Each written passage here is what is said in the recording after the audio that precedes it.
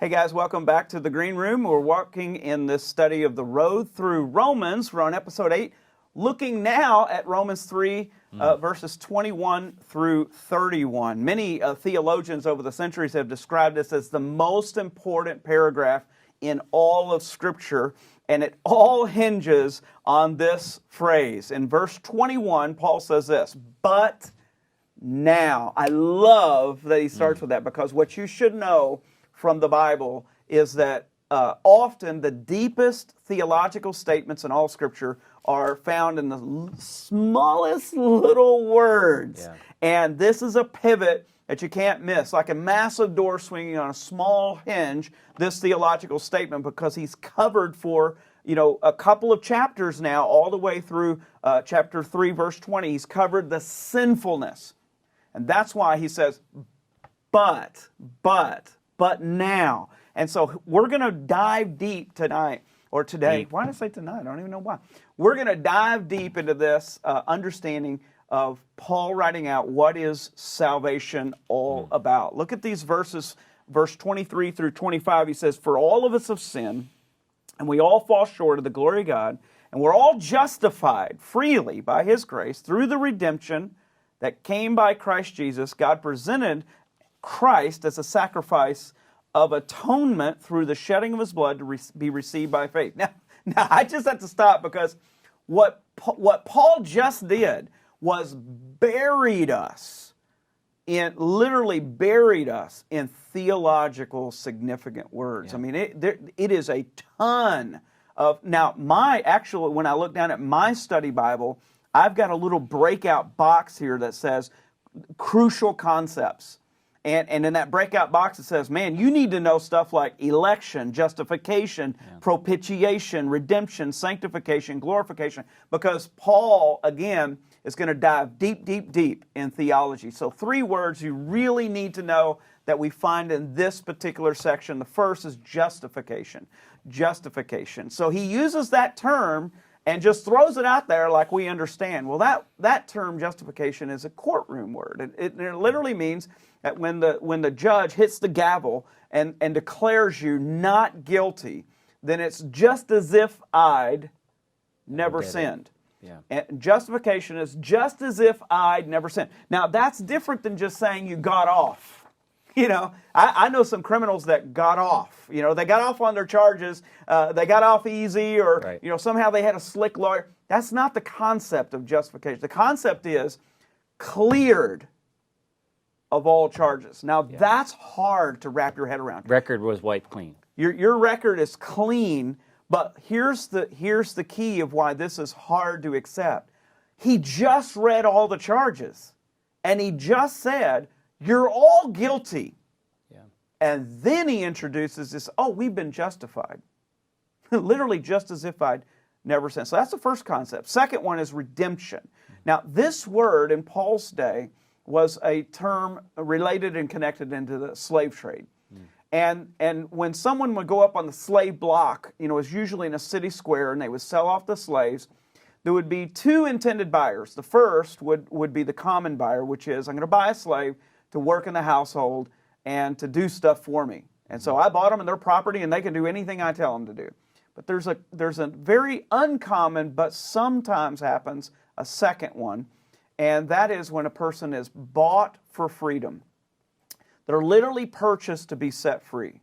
So this person on their behalf pays in full the price of that person's freedom. And that's the word that Paul is using here, that redeem. We've been redeemed, we got paid for. And the third word is atonement.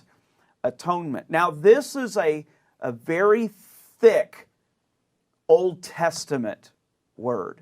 So the Jews immediately, they're going to perk up and go, wait a minute. Yeah. They know exactly what we're talking about. They would have sat up, wouldn't they, when they heard that word? Yeah, they're immediately going to be like, oh, okay, I know exactly, because immediately they're going to see and smell, and all the senses are going to be engaged in temple, because this is a word all about sacrifice, and that sacrifice making us back in a right state with God. So think of atonement as at-one-ment. And it's as though a relationship once broken is now restored. And so the Bible says, like, for example, divorce, when we marry someone, it says we're made one flesh. And that's why the Bible has such a strong stand on marriage. We're made one flesh, such that if a person decides to divorce, it is the ripping apart of two souls. That's the image that the Bible gives. That's the permanence of marriage God intends. And so he's saying it's as though God put us back together as if we had never been broken.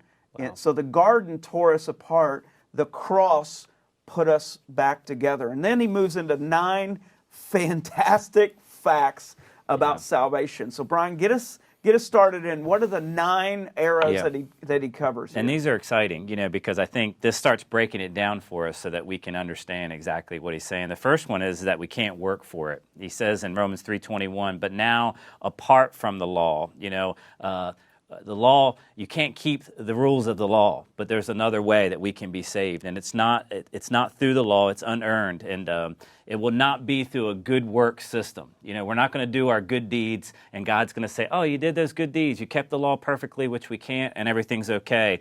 And I think, and the problem is, I think, don't we think that God kind of grades on a curve, right? Yeah. It's like, if I'm good enough, then I'll get in. That's right. Think.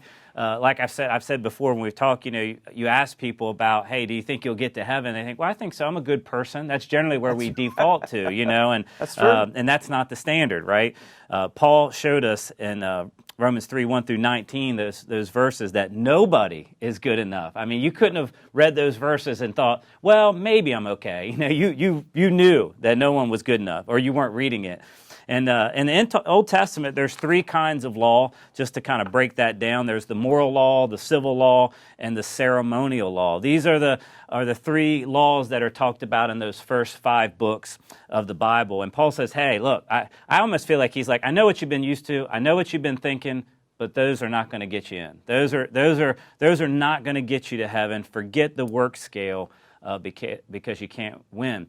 And I think, that is so important for us because even today, especially living in America, it's all about what we do, right? Yeah. So it's hard to get that out of our minds, isn't it? Yeah. It's hard to fathom that there is a God up there, that would say, hey, it's not about that. It's about what Jesus did. And we really do have a concept of fairness, that Yes. God has got to be fair in this thing.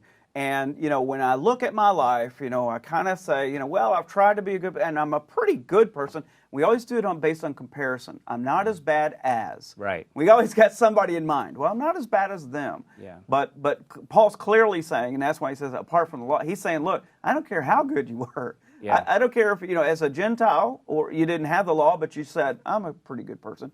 Or a Jew, and you said, man, I did it all right. Like the rich young ruler. I did it all right, but he was wrong. Right. He did it all right, but he was still wrong. We just can't get there. Yeah, we got to get the work scale out of our mind because we're not going to win that way. Yeah. Number 2, the second fantastic fact about salvation is that it comes from God.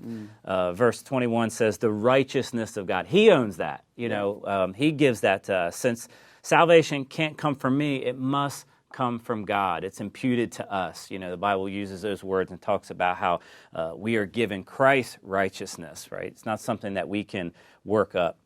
So it comes from God. Number 3, it's meant to be shared. I love that. I love that point. Has been made known. I think there's a tendency, I think sometimes, and I did this too, I want to be, a James Bond 007 Christian. Like, it's like no one knows that I'm a Christian, right? You know what I mean? I got to keep it secret, and then of course there's all kinds of groups that want to keep it as some secret knowledge, and there's hidden meanings and numbers and all this kind of stuff. And Paul says, hey, look, it's easy access to everyone. That's what's so great about the gospel. I've seen a lot of Christians taken out of the game because they didn't have a good understanding of the Bible. Yeah. They got saved and sincere, but they got taken out by some stupid cult somewhere that tried to tell them, well, let me show you the hidden meanings of the numerology and the 666, and we start getting pulled into the sense that it's all secret. Right. But that goes against the character of God. God's like, no, you don't get it. I actually want everyone to understand this. Yeah, So, and he's made it that simple. I mean, it's so simple that we make it difficult, I think, and I think you're right, that people do get pulled away and lured by that, So yeah, those are the first three. You got the fourth one? So the number 4 is we get into verse 22. He says, this righteousness given through faith. So he's saying it's only through faith. The only way that you can get there is through faith. Christianity is beginning to end. It is a religion of faith. All other religions in the entire world spell salvation D-O. I got to do stuff to get there, to earn it. Yeah. Only Christianity is spelled D-O-N-E. It's done. And that means everything that has ever been needed for you or I to be a Christian has been accomplished by Jesus on the cross. Number 5, the fifth thing, is that it's for everyone. It's for everyone. So I love this. He says, it's to all who believe. What I love about the gospel so much in Christianity is that having had the privilege of traveling all over the world, it is amazing to me how transferable Christianity is. Yeah. It is not a Jewish religion. It is not the white man's religion. No. It is the universal faith of a God who loves all people, and everyone can get in on it because God has opened the umbrella wide. It's for every person who believes. And that leads to number 6. And it's universally needed.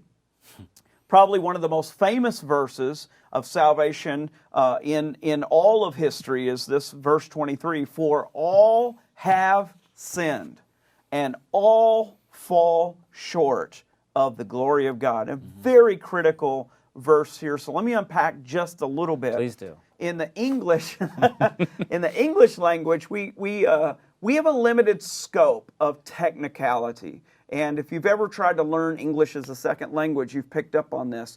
There are 3 rules, to English. Well, and then there are 76 exceptions to each of those rules. So English is tough because there's a lot of vagueness. That's not true in Greek. In the English, there's 3 verb tenses, past, present, and future. In Greek, there are 9. The Greek language is extremely precise and very, very technical and has the ability to really narrow us into precision of meaning. He does that here, and I want to point it out in this. He says, all have sinned, and that makes sense. It sounds like it's a classic past tense. It's not. It's the Greek aorist tense. Okay. And in the aorist tense, it means an action that occurred in the past but has continued consequences. So it's like saying, I graduated. Well, that's true. I graduated from school, but that graduation remains true. I am a graduate. Does this make sense? Yeah, the aorist tense brings both together. So he says, all of us have sinned. Yeah, you did it, but it's still on you. Yeah. And the second, he says, fall short. So we fall short. Now, this one's in the present tense, and what it means is it's a constant truth. That means you fell short today, you fell short yesterday, and you're going to fall short tomorrow. So we don't arrive. Yeah, it's a continuous. This means, you are falling short all the time, as long as you're drawing air. Now, he mentions this 2 ways to say that this is our 2 sinful, but I want to dive into the words for just a second, because he uses words, and the 2 words for sin he uses as hamartia, and it literally means it's an athletic term. And it's used for the Olympics, and it was a term that was designated specifically to 2 events. Foot races, if you miss the mark, it means you didn't cross the line first. You were just short. Okay. And the second one is the archery, and it means you missed the mark. You missed the bullseye. Right. You might have found the target somewhere, but you totally missed the bullseye. Yeah. Both of those, it's interesting because we often don't think of sin in those ways, and yet God does. And here's why that's important. It's important because sin is not just, I did something bad. Sin, and it's this last phrase, and this is so crucial. It says, we fell short of the glory of God. And when he says that, what he's saying is that we missed what God meant for us to be and to become. And it's not just the bad things, it's breaking God's heart to see, I created you for so much more. Yeah. And sin is destroying your ability to be who I made you to be. And all of us, I don't care who you are, Jew, Gentile, what your situation is, everybody's blown it when it comes to that. Everyone is in the same boat of falling far short of the glory of God. The glory of God is God's perfect standard. Yeah, it's what God meant you to be. The playing field's leveled in that area. Absolutely. We're all missing it, right? Well, take us home with the last three. Number 7, it's tied into a relationship. He says in Romans 3:24, there's the word you talked about earlier, through the redemption that came by Jesus Christ. Everything's tied to that relationship with Christ, right? That's what this is all about. And as you said earlier, redemption's about, paying a ransom, and that's what Jesus did for us. When we commit our life to Jesus, we're welcomed into His family. The price of our sin debt has been paid, right, through our relationship with Christ. Number 8, it's given freely, and all. I just love how even in a complex book, Paul makes it simple if we look for it, and all are justified freely. Not some, not if you meet the standard. Yes. All are justified freely by His grace. Verse 24 is one of the most significant verses, I think, in the entire Bible. And that word freely literally means without cause, right? This word is used and only in one other time in the New Testament, John 15:25, when Jesus is speaking about how the world did not come to Christ, but they hated Christ. They rejected Christ, and the disciples were so bothered by that, if you know that verse. And He said, if the world hates Him, He's going to hate His disciples. And this is to fulfill what is written in the law, that they hated me without reason. They had no reason to hate Him. Other translations say without a cause. This is the same word that Paul is using in Romans that means freely. And that, it's unmerited, it's undeserved, it's without cause. And, like you said earlier, justified is a key word in the Bible, especially in Romans as well. And that's what Christ, He justified us through His death and resurrection. And in just 3 chapters, we've seen this word justified 3 times as a verb and 4 times as a noun, and it's one of the key words in Paul's letter. He loves using this word through this letter. Yes. Justified or justify or justification. And so there's 3 ways that we're justified. First, by grace. Thank God, verse 24. And the word grace is the same word from which we get our word charity. The second is by His blood, talking about Christ's blood. Verse 25, God presented Him as a sacrifice of atonement. There's that word that you talked about earlier that they would have understood then. Sacrifice of atonement through faith in His blood. And then Hebrews 9:22 says, without the shedding of blood, there is no remission of sin. If Christ had not shed His blood on the cross, we would still be in trouble, wouldn't we? Yeah. We would not have a means of being saved. And He is a source of our justification, and our source of justification is through grace. The ground of our justification is through the blood, and the condition is in verse 28. For we maintain that a man is justified by his good deeds. Nope. Whoops. A man is justified by all the nice things he says. Nope. A man is justified by faith. Mm-hmm. We're justified in 3 ways: by grace, by blood, and by faith. And it says that we're justified to His grace. And this word justify is the passive tense, which means it's something that's done to us. Justification is something that God has done, to us. We didn't do it. We didn't earn it. He declares us innocent, not guilty. We don't have to work for it. So I think the question that often is asked then, well, if that's the case, and I think this is what messes with our mind. So what are you saying? God just looks the other way? Does He look the other way? And I think in a real way, yes, He does, because He looks to what Christ did. But He doesn't look past our sin, though, right? But He does. Am I right in that? God sees us through the cross now, right? He sees us through the lens of what Jesus did. He's not okay with our sin. He's not okay with just saying, keep doing and keep living however you want, right? But He doesn't. He does see us through the lens of the cross. And then there's the I think, and some theologians will disagree, and we're going to get into this in election and predestination, but there's the active sense in which He says to those who believe. Yeah. That's the active verb. Right. That's what you have to do. Yeah. But then once you believe, the passive is done unto you. Right. And because I believed, this is what's done unto me. I'm justified freely by His grace. Right. So God, this passive part to me, now this is Brian's theology, the passive, I don't get the passive until I do the active. And so the activation, believe, is how I receive. And so, so for me, I'm already cueing my hand where we're going to go later in Romans 9, but that's how I read that. The active activates the passive. Yep. That's good. Thanks for breaking that down. Number 9 is it costs God everything. God presented Christ, Paul tells us, as a sacrifice of atonement through the shedding of blood, Romans 3:25. It is free to us, but it wasn't cheap, right? I mean, it cost him everything. It cost God a lot. It gave us his son. You know, there's so much in this word atonement, you know, and as you said, next week we're going to talk more about it. Because we're going to have to dive deep into it. Yeah, we need to dive deep into it because it's great when you get to understand it and you understand the meaning of it. And we're going to spend the entire session on this one verse. But here's a question, you know, how can, you know, I think this is the thing I think that we wrestle with so often and help us with this. How can God truly be just and let us off the hook at the same time? How can he do that?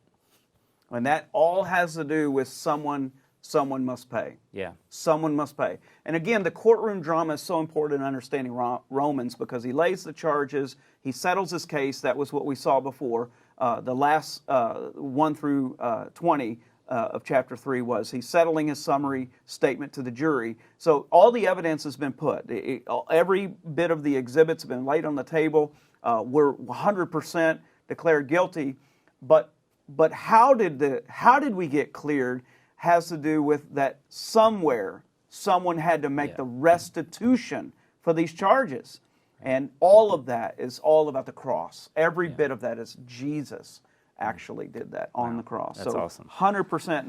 That comes to bear with that idea of atonement that we are going to have to dive deeper into. Yeah, I think we get into that more next week. Hey, talk to us about the people who died before the cross. That's what people are. Once we start getting this understanding a little bit, we're like, well, hey, what about everybody else who didn't have this gospel that we have, this grace, you know, and salvation that we have through Christ? What about them? Yeah, I love that because he actually does help us with that in the next verses 25 and 26.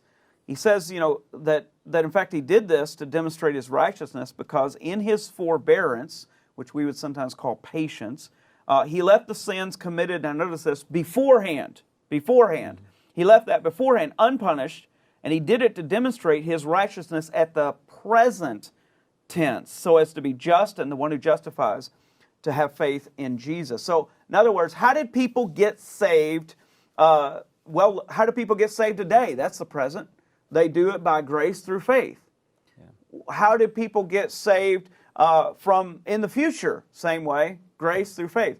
But how did they get saved in the Old Testament? And this is pretty important that people miss. We get saved today by looking back at the cross. They got saved looking to the cross, looking forward to what God was going to do. That's why the messianic prophecies of what Messiah would come to accomplish were so important. That the Jews could look around and say, the world isn't right, but God said one day he'd make it right. Yeah. And sin is a mess, but God said one day I would fix this mess. In Isaiah 53, the picture of the suffering servant comes into to picture here where he says, one day he will be like a lamb led to the slaughter, and he will take upon himself the sin of all of us so that we might receive his righteousness. That picture had been there from the very beginning that God had said, and even all the way to Genesis 3:15. At the very original sin, he said, one day the seed of that woman will actually break the curse of that serpent. Right. And the curse of sin will be broken through the seed of the woman, but not the seed of man. That is the foretelling of the virgin birth of the Son of God who would himself stand in our place. So it's a little heavy. It is. It's a little deep. But ultimately, doesn't that mean that they are saved by faith too? Because by faith, weren't they were looking ahead, right? And isn't that the beauty of that picture? The beauty of that picture is that God's methodology for salvation has never changed. Yeah. It was always by faith. And he's going to hit this in chapter 4 and go deep on it into the faith of Abraham. So it's always been that way. We're saved. The cross covered all sin for all people for all time. Yeah, Jesus paid it all. And Paul says this in verse 27 through 28. He says, where then is boasting? Is it excluded? Because of what law? The law that requires works? No, because of the law that requires faith. For we maintain, thank God for that a person, I love that he keeps driving this home. You can sense that, hey, I got to make this clear for you guys. Yeah. I got to drive this home. For we maintain that a person is justified by faith apart from the works of the law. He was dealing with his readers then who did boast on who they were, right? Yeah. I'm a child of Abraham. I keep the law, I get I'm up a to the good wall. person. I'm praying, I'm doing all these things, and it was all about this boasting. And I think, Paul is trying to make it clear, hey, it's not about that. It's about faith, and what Jesus did. Yeah. I think there's a great illustration, just kind of getting us out of thinking about it's about what we do. It's just if you go surfing and you get out in heavy waves and your board just goes out from under you and you can't get there and you're drowning, the lifeguard comes and he saves you and saves your life, brings you back in. Would you brag about how much you trusted that lifeguard? Is that what you would, or how great you are and how, hey, I'm saved because I trusted in the lifeguard? Of course not. You didn't have a choice. You had to trust in him. He's the one that saved you. And I think that's the same thing that we have to do in our faith, right? It's about what Jesus did. First of all, I can't boast about anything great I do anyway. If there's any boasting, it's about how much I missed the mark, as we said. And that's cool that you said that illustration, because it's not even that I had faith in the lifeguard, because you can't save someone who's still trying to save themselves. No. And I use that illustration a lot. The lifeguard can't save you until you quit trying to save yourself. Yeah. If you're splashing around, you're going to drown us both. Yeah. But if I say, well, look at me, I surrender to the lifeguard. Look at my great faith and trust. Well, even that, according to the Bible, is not what saves you. Yeah. It's the faith is in the object of the person that you believed in. Yeah. It's the faith that's all tied into Jesus saved you. Right. You have this imagery, as you see so many times when people are being saved from drowning. They cling to the one who's saving them. Yeah. And I think that's the picture that we have to have, that we need to cling to Jesus and what he did, for us. He says this, or is God, as he finishes this thought, or is God the God of the Jews only? Is he not the God of Gentiles too? Yes, of Gentiles too, since there is only one God who will justify, there's that word again, the circumcised by faith and the uncircumcised through that same faith. God made all of humanity and he saved all of humanity. He gave a way for us to be saved. Because we got to make sure, just because Christ died doesn't mean everybody's saved. It's Right. when we put our faith, when we believe, right? But I love that he said that same faith. That would have rubbed a Jew wrong, because for Paul to say no, the same faith of the Gentile and that same God, because there's one God. Yeah. It's just as valid. So Yeah. again, he just has to keep hammering that there's nothing special. You don't get a special class because you're a Jew. You still have to exercise the exact same faith as the Gentile. Yeah, and I love where he wraps up here, because I think he knows what they're thinking. Do we then nullify the law by this faith? Because I imagine that they're just sitting there, was like, well, what do you mean here? So the law has nothing, we don't have anything to do with the law? And he says, no, not at all. Rather, we uphold the law. I think there's a tendency, isn't there, for us to say, well, I'm not under the law. I don't need to keep these things, and if the law is out and grace is in, then can I just do whatever I want, to sin? And there certainly was people of that time, that thought that, it didn't really matter, right? Yeah, the whole letter of Galatians is written to a group of people who said, well, if grace is the order of the day, man, let's live it up. Yeah, that's right. Let's have fun. And I think, look, we can get caught up in that as well too. We can tease that. But how of we do course, it in our modern churches is Christians will say this. Maybe you don't even say it out loud, but you'll say this. Well, I know God will still forgive me. Yes, anyway. that's right. Yeah, that's right. Yeah, he will. Yes, he will. But of course we cannot, Paul says. I think here's what we have to remember that the law does for us. And I think this is why we should still be lovers of the law, shouldn't we? I mean, because I think people miss this, and hey, it reveals God's character, right? That's what the law does. Hey, I wrote on my notes here, it's what's important to him, right? Yes. It exposes our sin, what's wrong with us, That's right. and then it points us to Christ, what saves us, right? And I think that's what's beautiful about the law, and I think we can never get away from that, and as Jesus said, hey, the law's not going to be done away with.